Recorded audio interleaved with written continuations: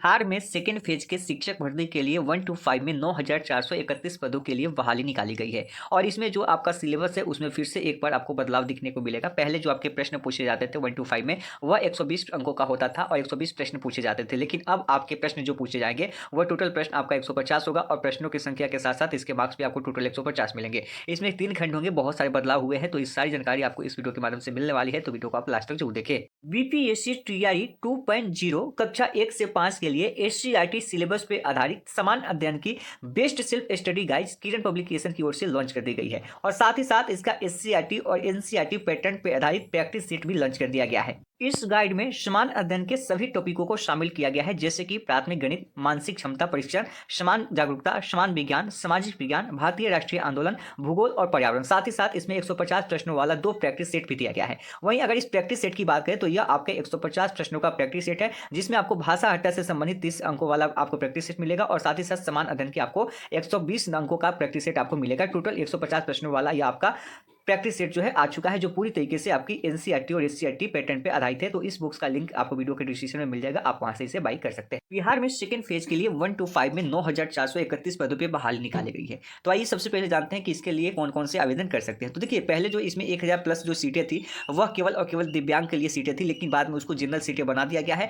और उसमें जो आरक्षण जिस कैटेगरी को जितना मिलता है उसी के आधार पर उनको आरक्षण भी दे दिया गया है। तो अब जो है इसमें सभी अभ्यर्थी जो है फॉर्म को फिलअप कर सकते हैं, बिहार के स्टूडेंट हो या बिहार के बाहर के स्टूडेंट हो, सभी जो है इसमें भाग ले सकते हैं। बशर्ते उनका सीटेट पेपर 1 और बीटेट पेपर 1 पास होना चाहिए। पिछला बार क्या था कि आप अपेयरिंग थे तो आप फॉर्म को फिलअप कर सकते हैं, लेकिन इस बार ऐसा नहीं है। आप अपेयरिंग है तो फॉर्म को फिलअप नहीं कर सकते हैं। आप सीटेट पेपर 1 या बीटेट पेपर 1 अगर आप पास हैं या दक्षता परीक्षा जो भी आप पास हैं तो आप इस फॉर्म को फिलअप कर सकते हैं। तो यह 9,431 पदों पर आपकी बहाली होने वाली है। अब इसके सिलेबस में जो बदलाव हुआ है उसको थोड़ा सा हम लोग एक नजर देख लेते हैं कि सिलेबस में क्या बदलाव हुआ है। कहीं ऐसा तो नहीं है कि आप गलत ट्रैक पे पढ़ते चले जाएं और पता चला कि आपके एग्जाम में वैसा क्वेश्चन आया ही नहीं। बहुत लोग ऐसे हैं जो सिलेबस को देखेंगे ही नहीं और जो पिछला सिलेबस था उसी के आधार पर तैयारी करेंगे, तो कहीं ना कहीं यहाँ पे आपको दिक्कत होगा।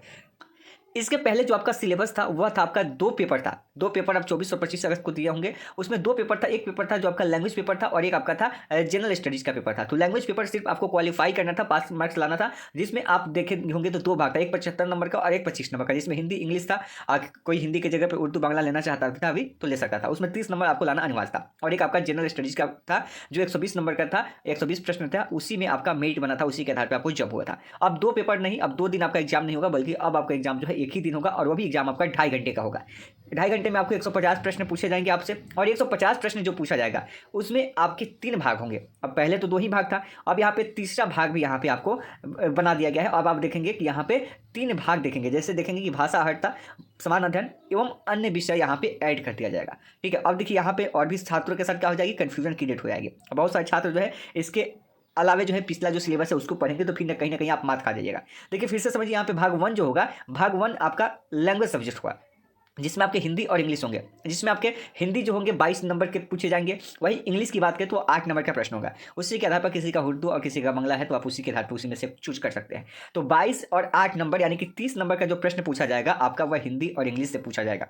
ठीक है, जिसमें से आपको 30% नंबर लाना अनिवार्य है, यानी कि 30 का 30% निकालेंगे तो 9 नंबर आपको लाना अनिवार्य है। अगर 9 नंबर आप नहीं लाते हैं तो फिर आपका जो भी सेकंड पेपर होगा, जो मेरिट वाला पेपर होगा, वो आपका चेक नहीं होगा। तो कम से कम 30 नंबर में आपको 9 नंबर लाना होगा सिर्फ इसमें पास करने के लिए, हिंदी और इंग्लिश को मिला के, जिसमें हिंदी के 22 प्रश्न और इंग्लिश के 8 प्रश्न। अगर नहीं आता है तो फिर आप यहाँ पे क्वालिफाई नहीं माने जाते हैं, इस पर आपका मेरिट नहीं बनेगा। अब दूसरा जो आपका यहाँ पे भाग 2 आ गया, जिसमें भाग 2 में आप देख सकते हैं जो समान अध्ययन के प्रश्न होंगे, जिसमें आपके गणित शामिल होंगे, जिसमें आपके रीजनिंग शामिल होंगे, जिसमें आपके करेंट अफेयर्स होंगे, जिसमें आपका साइंस होगा, सोशल साइंस होगा, भारतीय राष्ट्रीय आंदोलन होगा, भूगोल होगा, पर्यावरण होगा। इन सभी से मिला के जो आपके 40 नंबर का प्रश्न आपका यहाँ से पूछा जाएगा।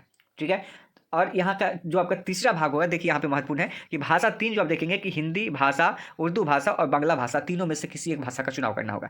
यानी कि कोई भी एक आप भाषा चूज कर सकते हैं। तो उर्दू वाले बांग्ला वालों की संख्या काफ़ी कम ही होगी, तो उम्मीद है कि आप लोग का हिंदी भी होगा। तो आपको यहाँ पे एक लैंग्वेज का चुनाव करना होगा, यहाँ पे 1 to 5 में 3rd भाग में। और यह जो आपका प्रश्न पूछा जाएगा 80 नंबर का प्रश्न आपका यहाँ से पूछा जाएगा।